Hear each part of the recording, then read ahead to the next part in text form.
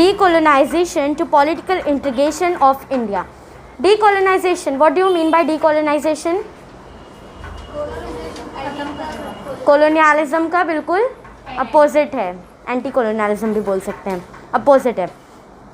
Now look in the textbook.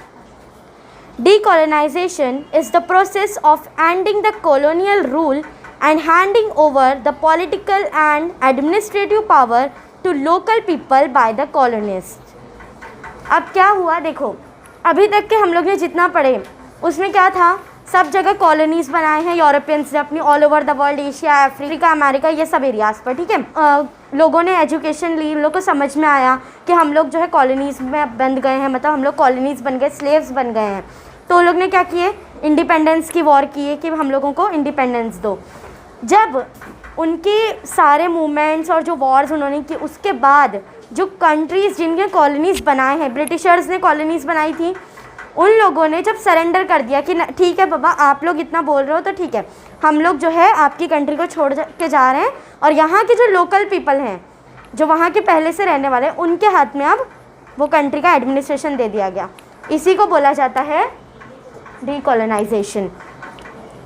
समझ में आया डीकोलोनाइजेशन क्या होता है? Opposition to colonialism, struggle for independence and the nations under colonization regarding their independence are the three stages of decolonization process.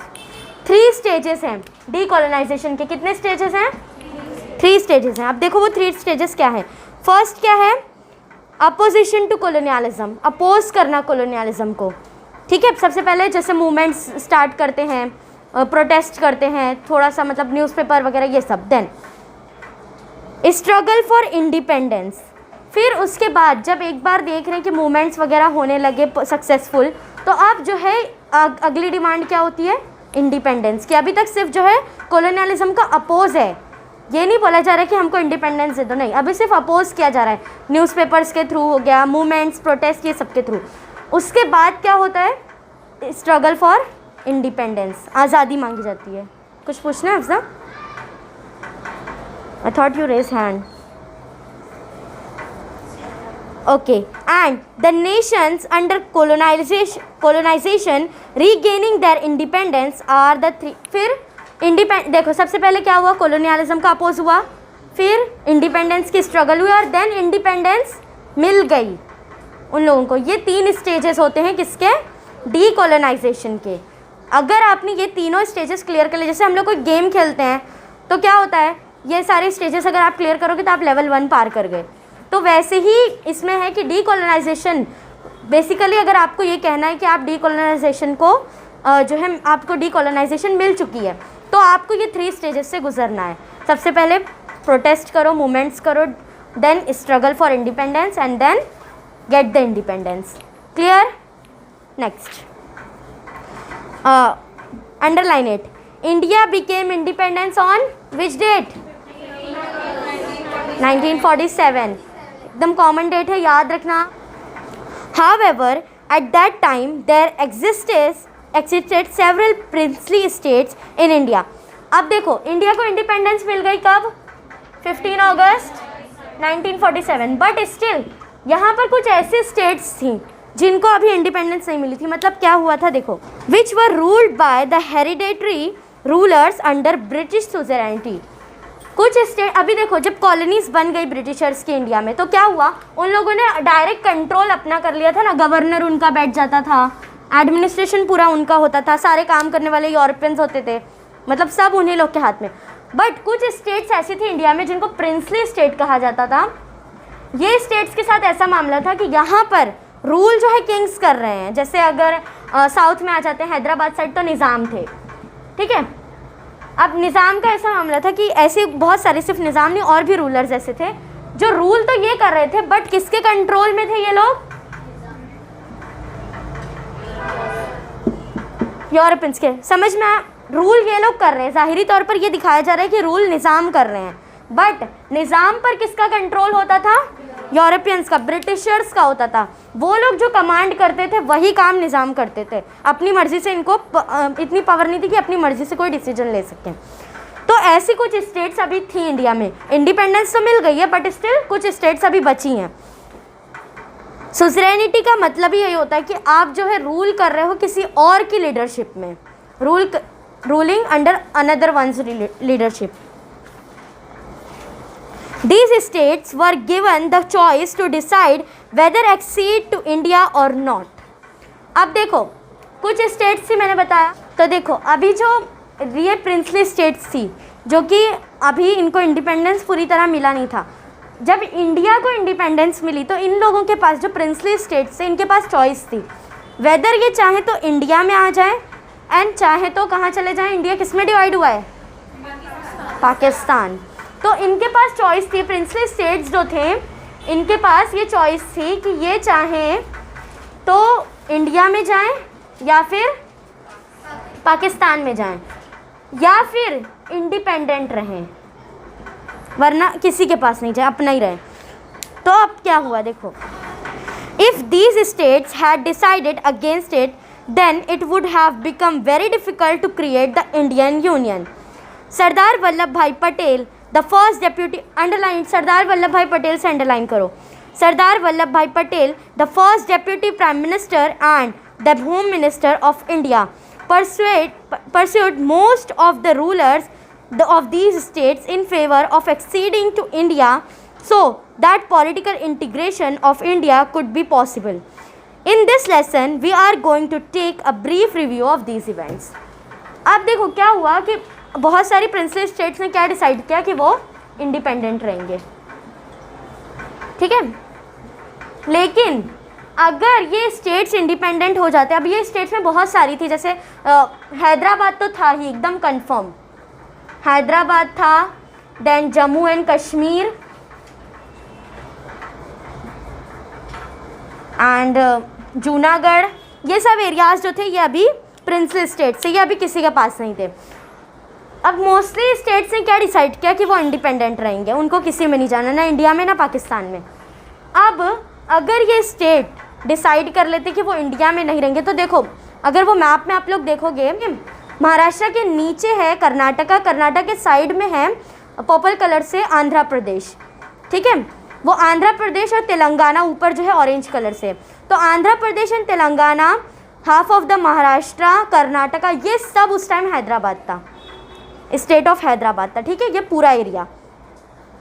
तो अब अगर ये एरिया ये डिसाइड करता है कि वो इंडिपेंडेंट रहेगा, तो इंडिया का मैप सोचो कैसा हो जाएगा। वो एरिया अगर इंडिया से हटा दो तो कैसा मैप हो जाएगा, नीचे का एरिया इंडिया का है, वो बीच वाला इंडियन नहीं है, बाकी ऊपर का थोड़ा इंडिया का है, फिर कश्मीर को काट दो ऊपर से और गुजरात का भी थोड़ा सा हिस्सा काट दो, तो कितना अजीब सा मैप बन गया ना, कुछ लग ही नहीं रहा कि ये मैप है, कटा हुआ इधर उधर इधर उधर। तो ये चीज़ जो है इंडिया को तोड़ना नहीं था, इसी के लिए सबसे बड़ा रोल किसने प्ले किया? सरदार वल्लभ भाई पटेल।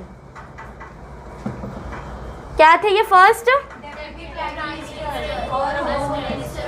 बहुत बड़े फ्रीडम फाइटर हैं, सब लोग जानते हैं इनके बारे में। First deputy prime minister of India and home minister of India, ठीक है। इन्होंने जो है बहुत कोशिश की, बहुत सारी, ये जब जो प्रिंसली स्टेट के किंग्स थे ना, इन लोगों को कन्विंस करने की कोशिश की कि वो किसी तरह इंडिया के साथ ट्रीटी साइन कर लें, इंडिया में आ जाएं वो लोग, ताकि इंडिया की जो छवि है वो ख़राब ना हो।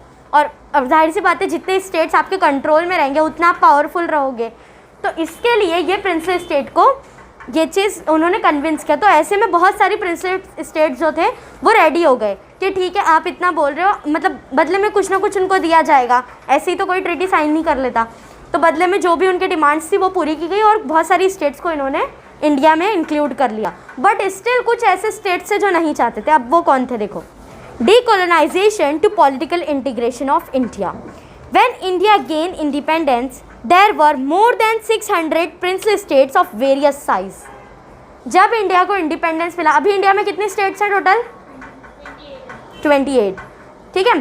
अब देखो 28 स्टेट्स हैं इंडिया की, तो अभी 28 है, उस टाइम पर इंडिया में छोटी बड़ी मोर देन 600 स्टेट्स थी। 600 बहुत बड़ा जो है अमाउंट है ये। तो अब क्या हुआ, their political integration was the biggest challenge faced by the leaders of independent India. अब 600 स्टेट्स का अगर एडमिनिस्ट्रेशन एक ही गवर्नमेंट को संभालना पड़े, उस टाइम पर तो ऐसा कुछ था नहीं ना कि इलेक्शन हो रहा है और कोई पार्टी यहाँ आ रही तो वो ये स्टेट संभाली, नहीं, सब कुछ किसको करना था, सेंट्रल गवर्नमेंट को। और सेंट्रल गवर्नमेंट में कौन थे, इंडियन नेशनल कांग्रेस। अब मोर देन 600 स्टेट्स का एडमिनिस्ट्रेशन संभालना बहुत बड़ा चैलेंज था इंडियन लीडर्स के लिए उस वक्त, क्योंकि कोई एडमिनिस्ट्रेशन नहीं था। अभी इंडिया का कॉन्स्टिट्यूशन भी ठीक से रेडी नहीं हुआ है, बहुत ज़्यादा वायलेंस है, कंट्रीज़ को जो है फाइनेंशियल प्रॉब्लम फेस करनी पड़ी है, बहुत कुछ इनको अभी फेस करना था। तो अब ये स्टेट्स को कैसे इन्हें संभालना था, देखो, there was political awakening in the princely states because of non cooperation movement. Non cooperation movement चला था ना, जिसमें इन्होंने बाइकआउट किया था पूरे स्वदेशी माल, अंग्रेज़ों का जितना भी सामान था सबका बाइकआउट था, कंप्लीट बाइकआउट। तो ये नॉन कोऑपरेशन मूवमेंट्स के बाद क्या हुआ कि जो पॉलिटिकल अवेकनिंग थी, मतलब पॉलिटिकली लोग इतना ज़्यादा अवेक नहीं थे उस टाइम, इतना अवेयर नहीं होते थे ना, नॉन कोऑपरेशन मूवमेंट के बाद लोगों में पॉलिटिकल अवेयरनेस आई थी। तो अब लोगों को अपनी आज़ादी, अपनी इंडिपेंडेंट, अपनी डेमोक्रेसी, ये सब चीज़ की वैल्यू समझ में आने लगी। तो अब जाहिर सी बात है कॉमन पीपल भी उसमें इन्वॉल्व हो रहे हैं। देन क्या हुआ, Sardar Vallabhbhai Patel handle the situation with great skill and tact. Sardar Vallabhbhai Patel, उन्होंने, देखो सरदार वल्लभ भाई पटेल का नाम बार बार अभी आएगा because he was the one who played an important role after independence. Great skill थी, बातचीत करने में एक्सपर्ट थे, इसीलिए तो इतने सारे राजा लोग को उन्होंने कन्विंस कर लिया ना इंडिया में आने के लिए। उनके अलावा क्या, टैक्ट, एबिलिटी। टैक्ट मतलब क्या होता है कि आपके अंदर एबिलिटी हो किसी चीज़ को गेन करने की, हासिल कर लेने की, तो इनमें वो एबिलिटी थी। He took a conciliatory approach and won the confidence of the rulers of these state. यानी कि ये देखो, कंसिलेटरी का मतलब होता है कि सुलह कर लेना, जिसको बोलते हैं समझौता करना। राजा लोग से बात की, उनकी डिमांड एक्सेप्ट की और उनसे जो है सब कुछ समझौता करके इंडिया के लिए उनको भी कन्विंस कर ले कि आप भी इंडिया में आ जाओ। इस तरह इंडिया को उन्होंने बनाना शुरू किया। अब देखो एक्सेप्शंस कौन कौन सी, अभी मैंने बताया ना सारी स्टेट्स जो है रेडी नहीं हुई थी, अभी भी कुछ थे जिनको रेडी करना था। उसमें कौन कौन थे, with the exception of Junagadh, Hyderabad and Kashmir, remaining states responded positively to the appeal and merged in India। इनके अलावा कौन कौन सी स्टेट्स का नाम है, जूनागढ़, हैदराबाद एंड कश्मीर। ये 3 स्टेट्स के अलावा जितनी भी प्रिंसेस स्टेट थी सब जो है इंडिया में मर्ज हो गई थी, ठीक है। Later, Sardar Vallabhbhai Patel adopted a stern policy and resolved the problem of the accession of those states who were unwilling to accede।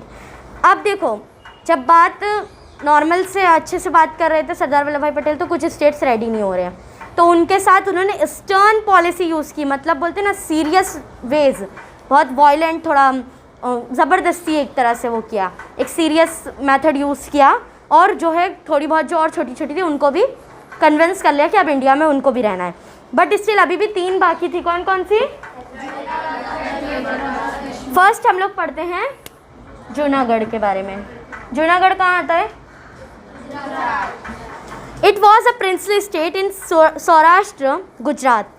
The people of this state were ready to accede to India while its Nawab wanted to merge in Pakistan. क्या मामला था जूनागढ़ का, जो common people थे जूनागढ़ के वो तो चाह रहे थे कि वो इंडिया में आ जाए, बट नवाब जो था, मैंने बताया ना कि इन पर कंट्रोल ब्रिटिशर्स कर रहे थे। अब ब्रिटिशर्स तो चले गए, इंडिपेंडेंस मिल गई है, तो अब रूल किसका हो गया, नवाब का।